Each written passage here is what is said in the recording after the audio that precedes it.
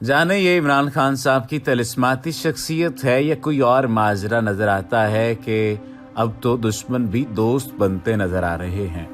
हाल ही में रेहाम खान ने ये बयान दिया है कि वो इमरान खान साहब से बहुत ज़्यादा मोहब्बत करती हैं और इमरान खान जैसा शौहर उन्हें कभी भी नहीं मिला।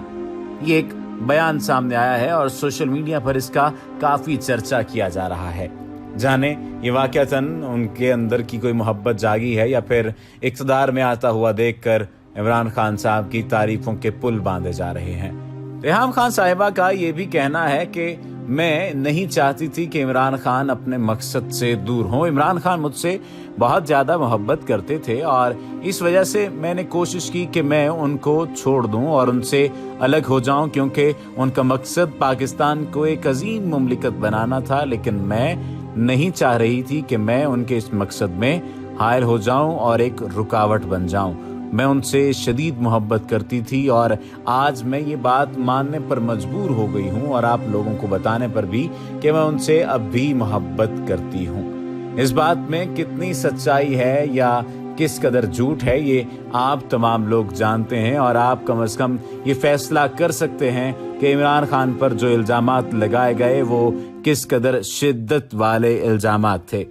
इमरान खान के किरदार पर इल्जामात लगते रहे हैं वक्तन फवक्तन और ये जो गुज़श्ता 3 साल का अरसा है उसमें ये तमाम के तमाम जो लोग थे जो भी इमरान खान के मुखालिफ थे उन्होंने इमरान खान के किरदार को ही बुरा भला कहा।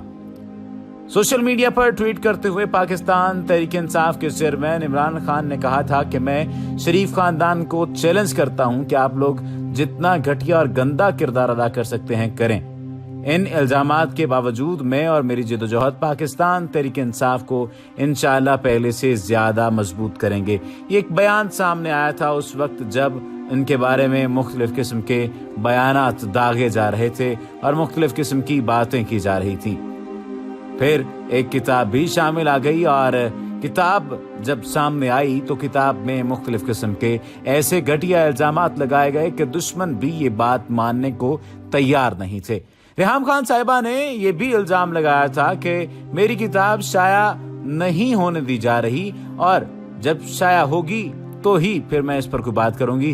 खैर किताब शाया हो भी गई और रेहाम खान ने यह भी कहा कि पीटीआई में सोशल मीडिया के एक मेंबर्स को 5.5 लाख रुपए दिए जाते हैं। ये मैंने अपनी आंखों से देखा है। इसके अलावा सारे चैनल्स उनकी जेब में हैं और मेरा बेटा उनसे अकेले लड़ रहे हैं। मुझे ये चुप कराने पर क्यों बजिद हैं, इस पर पाकिस्तानी वोटर्स को सोचने की जरूरत है। उनके इस बयान से ये वाज़ेह तौर पर लगता था कि तकरीबन वो इमरान खान की जो इलेक्शन की मुहिम है उसको सबूताज करना चाहती हैं और फिर उसी ऐन दौरानिए के मौका पर इलेक्शन के दौरानिए पर इमरान खान के खिलाफ किताब का आना ये वाज़ेह तौर पर सबूत था कि उनके खिलाफ किरदार कुशी की जा रही है और इमरान खान को रोका जा रहा है, इलेक्शन से रोका जा रहा है, उनके किरदार पर बात की जाती रही है। और फिर एक वक्त ऐसा भी आया कि गुलालई ने भी ये बात कही कि इमरान खान का किरदार ठीक नहीं, वो गलत किस्म के मैसेज लड़कियों को भेजते हैं, मुझे भी भेजे, जिसकी वजह से मुझे जहनी अजियत से गुजरना पड़ता था।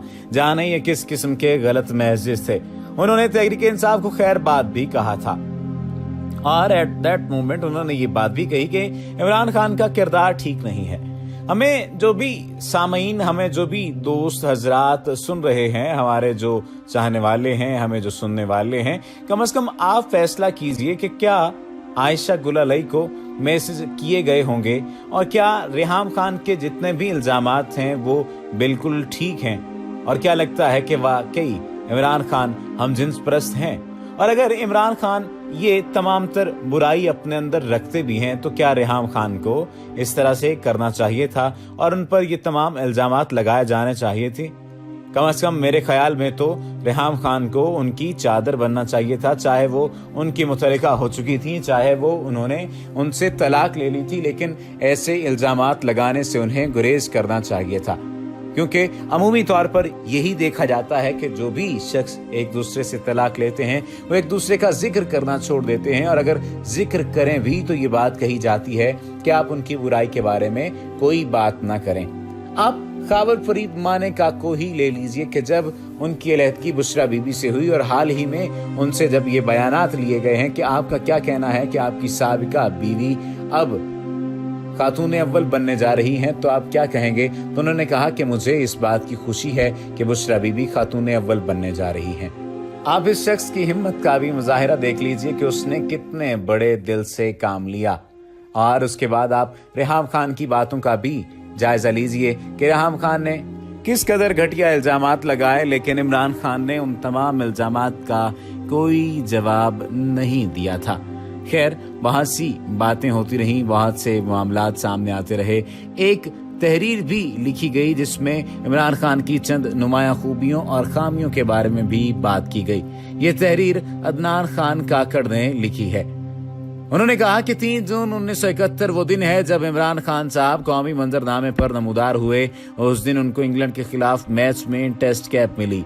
अपने क्रिकेट कैरियर में वो पाकिस्तान के मकबूल तरीन खिलाड़ी बनकर उभरे। उनके कैरियर का नुक्ता अरूज 1992 के वर्ल्ड कप की जीत थी।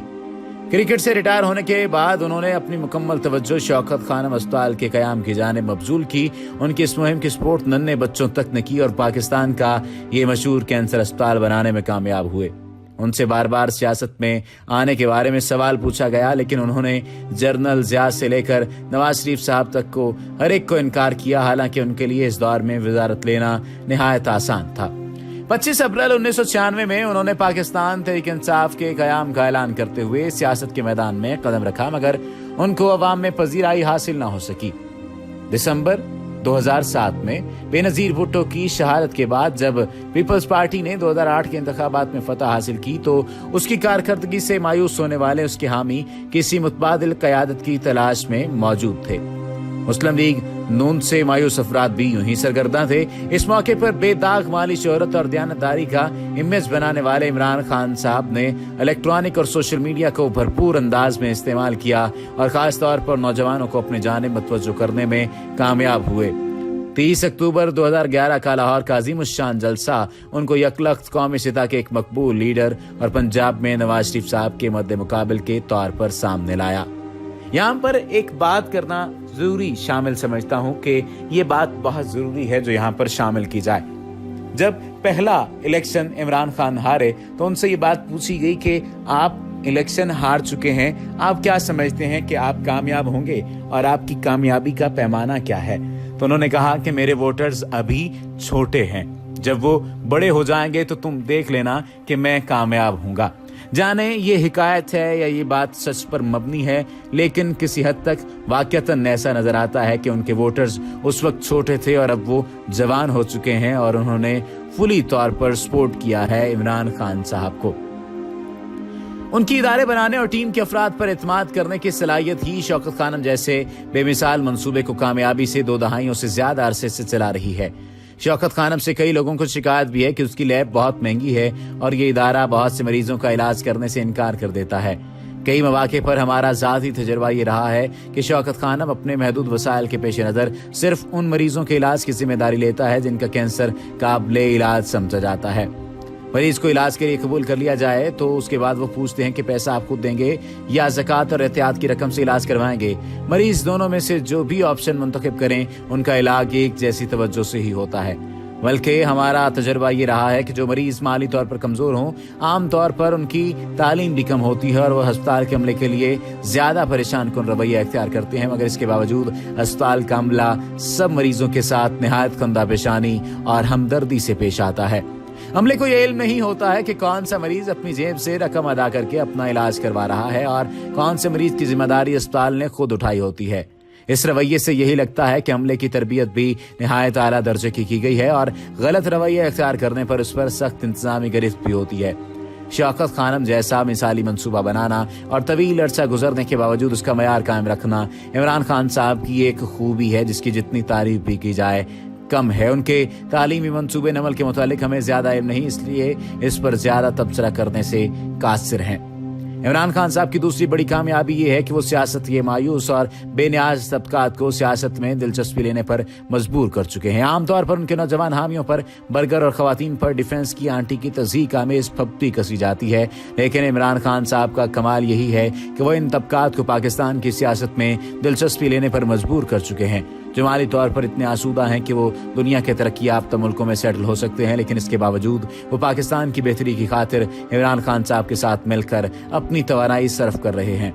यहाँ पर उस धरने का जिक्र करना लाजमी समझता हूँ। जब धरना दिया गया तो एक लड़का रोता चिल्लाता हुआ मीडिया के सामने आया कि हम तब्दीली चाहते हैं, हम चाहते तो अपने घरों में भी बैठ सकते थे, लेकिन हमें तब्दीली के नाम पर हमारी ही पुलिस डंडे मार रही है। ये कौन सी पुलिस है? क्या इन्हें ऐसा करना चाहिए? इन्हें बिल्कुल भी ऐसा नहीं करना चाहिए। ये हम पर जुल्म कर रही है और हम जुल्म के ज़ाब्तों को नहीं मानते। खैर, बात चली थी इमरान खान पर इल्जामात की सियासत की। इल्जामात तो कामयाब नहीं हुए, लेकिन अब देखना ये है कि क्या वाकईतन इमरान खान कामयाब हो पाएंगे। अगर आपने अभी तक हमारे चैनल को सब्सक्राइब नहीं किया तो सब्सक्रिप्शन का बटन दबाकर सब्सक्राइब कर लीजिए।